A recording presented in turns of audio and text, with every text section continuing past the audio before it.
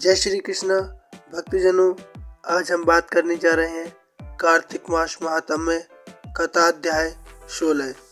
तो भक्तजनों, प्रेम पूर्वक आप इसको स्मरण करें और वीडियो को लाइक शेयर सब्सक्राइब करना कतई ना भूलें।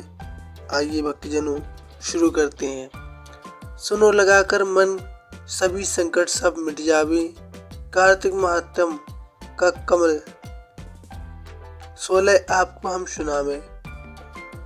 राजा पृथु ने कहा, नारद जी, ये तो आपने शिव की बड़ी विचित्र कथा सुनाई।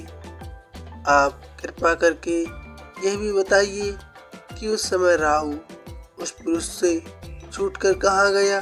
नारद जी बोले, उससे छूटने पर वह दूत बर्बर नाम से विख्यात हो गया और अपना नया जन्म पाकर वह धीरे धीरे जलंधर के पास गया।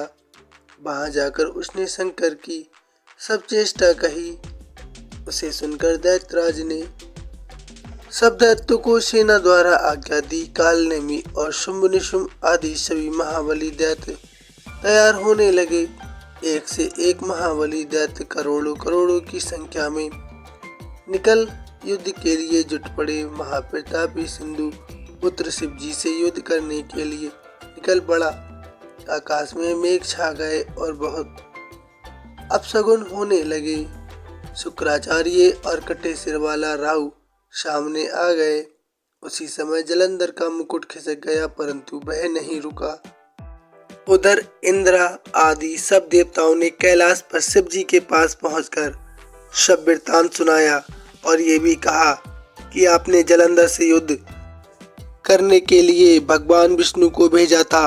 वह उसके वशवर्ती हो गए और विष्णु जी लक्ष्मी सहित जलंधर के अधीन हो उनके घर में निवास करते हैं। अब देवताओं को भी वहीं रहना पड़ता है।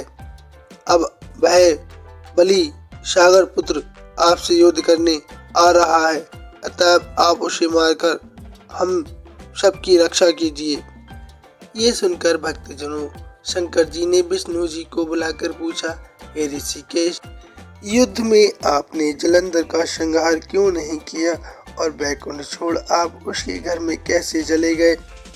ये सुनकर विष्णु जी ने हाथ जोड़कर कहा भगवान शंकर से, उसे आपका अंशी और लक्ष्मी का भ्राता होने के कारण ही मैंने नहीं मारा है। यह बड़ा वीर और देवताओं से अजय है। इसी पर मुग्ध होकर मैं उसके घर में निवास करने लगा हूँ। विष्णु जी के इन वचनों को सुनकर शंकर जी हंस पड़े। उन्होंने कहा, हे विष्णु, आप ये क्या कहते हैं। मैं उस दैत्य जलंधर को अवश्य मारूंगा। अब आप सभी देवताओं जलंधर को मेरे द्वारा ही मारा गया जान अपने स्थान को जाइए। जब शंकर जी ने ऐसा कहा तो सब देवता संदेह रहित होकर अपने स्थान को चले गए। इसी समय पराक्रमी जलंधर अपनी विशाल सेना के साथ पर्वत के समीप आ कैलाश को घोर सिंहनाद करने लगा। दैत्यों के नाद और कोलाहल को सुनकर शिव जी ने नंदी आदि गणों को उससे युद्ध करने की आज्ञा प्रदान की। कैलाश के समीप भीषण युद्ध होने लगा। दैत्य अनेकों प्रकार के अस्त्र शस्त्र बरसाने लगे। भेरी, मृदंग, शंख और वीरों तथा हाथी, घोड़े और रथों के शब्दों से शब्दायित हो पृथ्वी कांपने लगी। युद्ध में कटकर मरे हुए हाथी, घोड़े और पैदलों का पहाड़ लग गया।